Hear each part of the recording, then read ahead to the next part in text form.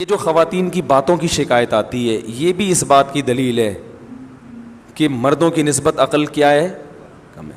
اس لیے کہ جو زیادہ باتیں کرتے ہیں نا، ہر وقت باتیں باتیں باتیں، یہ بھی عقل کی کمی کی دلیل ہوتی ہے. بچے زیادہ باتیں کرتے ہیں، آپ کو پتہ ہے، ہر وقت بولتے رہتے ہیں، بے وقت بولتے ہیں، ہوتا ہے نا. بچوں کو دیکھا ہے نا، کچھ نہ صبح اٹھتے ہی کچھ نہ کچھ بولنا چاہتے. جب وہ میچور ہوتے ہیں خاموش. جیسے جیسے انسان میچور ہوتا رہتا ہے اس میں خاموشی کا عنصر بڑھتا چلا جاتا ہے، یہاں تک کہ بالکل خاموش. کوئی ضرورت کی بات ہوگی تو کرے گا، چپ بیٹھا رہے گا، اسی میں اس کو سکون ملتا ہے. خواتین یہی کر رہی ہوتی ہیں نا باتیں، میت میں بھی باتیں کرتی ہیں. کسی کی میت ہو جائے نا، اب وہاں بھی پوچھ رہی ہوں گی بہن اس دوپٹے کی کیا قیمت ہے، روتے روتے پوچھ رہی ہوں گی، ہائے ہائے منع کے ابا دنیا سے چلے گئے، اللہ مغفرت فرمائے. بہن یہ دوپٹہ کہاں سے لیا تھا تم نے؟ وہ پھر روتے روتے ہائے منع کے ابا بہت اچھے تھے، بولٹن مارکیٹ سے خریدا تھا میں نے. تو پھر وہ روتے روتے کہیں گے ہائے ہائے اللہ مغفرت کرے ان کے آپ کے میاں کی، بہت جوانی میں چلے گئے. ذرا سستا مل جاتا ہے بولٹن مارکیٹ میں، صحیح کیا آپ نے، وہاں سے حیدری سے لے لیتی تو قریب پڑ جاتا ذرا سے. تو ان کی باتیں رکتی نہیں. ہمارے حضرت آگے بیٹھتے تھے چپ، ہم بھی چپ اور حضرت بھی چپ، اس لیے کہ کوئی اہم بات آئی نہیں رہی. جب تک کوئی اہم نہیں ہے تو پوچھنی نہیں ہے. اب یہ کیا کہ آپ نے ناشتے میں کیا کھایا، فلانا کیا کھایا، یا تو دیکھو کوئی بیٹھا ہی گپ شپ کے لیے ہو. دوست احباب کی محفل بعض دفعہ ہوتی ہی گپ شپ کے لیے، وہ تو محفل سجائی ہی گپ شپ کے لیے گئے ہیں نا، اس میں تو ٹھیک ہے. نارملی انسان جتنا خاموش ہوگا اکثر یہ اس کے ذہین ہونے کی علامت ہے کہ یہ میچور ہے، سمجھدار ہے. بلا وجہ بولتے رہنا بولتے رہنا بولتے رہنا، یہ اس کی علامت ہے کہ آپ کی عقل کامل نہیں ہے. سمجھ رہے ہیں کہ نہیں سمجھ رہے ہیں؟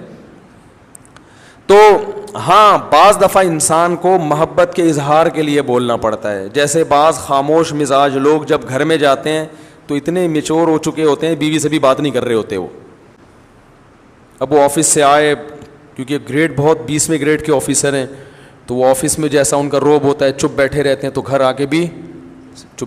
ہمارے ایک جاننے والے تھے، وہ ایسے ہی کرتے تھے. ان کے بچے بھی ان سے بیزار آ گئے تھے اپنے ابا سے، بیگم بھی بیزار آ گئیں. وہ آفس سے گھر آتے، آٹومیٹک ان کا ایک سسٹم تھا نا روبوٹ کی طرح.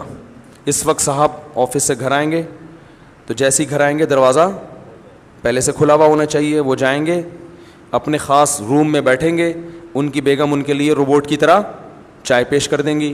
وہ چائے پئیں گے، بات کچھ نہیں، سلام دعا بھی نہیں کرتے تھے. وہ بیگم صاحبہ چائے پیش کریں گی، چائے پئیں گے، آرام کریں گے تھوڑی دیر، اس کے بعد اپنا جو بھی ورک ہے کوئی فون پہ بات چیت کی، اور پھر ٹائم پہ اپنا سو گئے، صبح اٹھے چلے گئے. اچھا بچوں کے ساتھ آتے ہی بچوں کو تھوڑی سی جیب خرچی دے دی، چپ، باتیں نہیں، چپ، جیب خرچی پکڑائی، نکل لیے. تو یہ تکبر ہے. اس خاموشی کو کہیں آپ یہ نہ سمجھے کہ ماشاءاللہ بہت سمجھدار ہیں. مفتی صاحب نے کہا تھا کہ جو ذہین لوگ ہوتے ہیں وہ باتیں نہیں کرتے، چپ رہتے ہیں. تو بھائی جہاں بولنے کا موقع ہو وہاں بولنا چاہیے.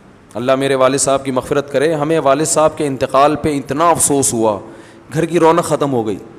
کیونکہ جب وہ آتے تھے بات چیت کرتے تھے، لطیفے جو میں اکثر بیان میں سناتا ہوں والد صاحب سے سنے ہوئے ہم نے.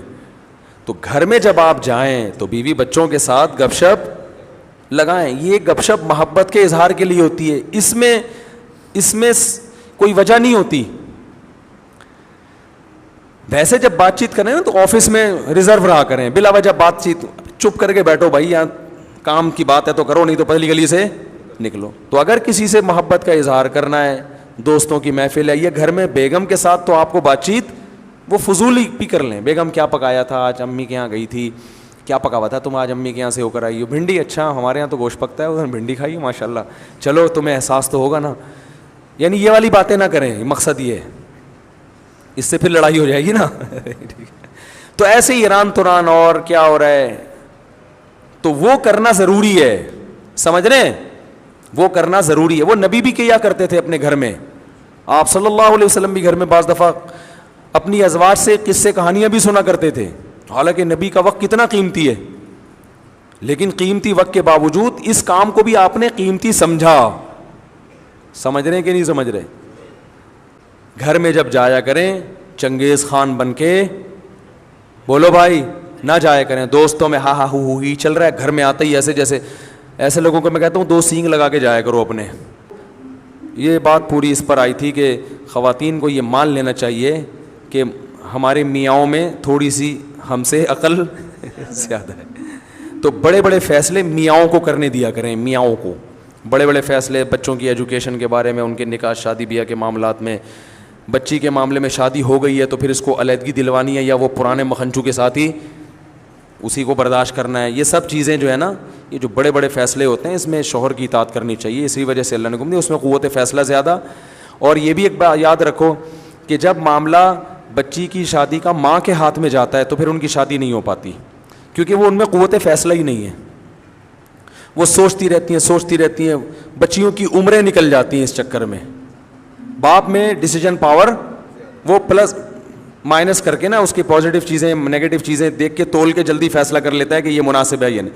خواتین ساری زندگی سوچتی رہیں گی کہ یہ اس کی غربت کو پہ کمپرومائز کروں یا اس کا ہینڈسم ہونا دیکھوں, ٹھیک ہے نا, یا ہینڈسم نہیں ہے لیکن امیر ہے تو پیسہ دیکھوں, شکل دیکھوں, قوم دیکھوں, قبیلہ, ساری چیزیں تو ایک آدمی میں ملتی نہیں ہے نا, تو وہ فیصلہ نہیں ہو پاتا ان سے, اس لیے وہ لمبا چلا جاتا ہے معاملہ.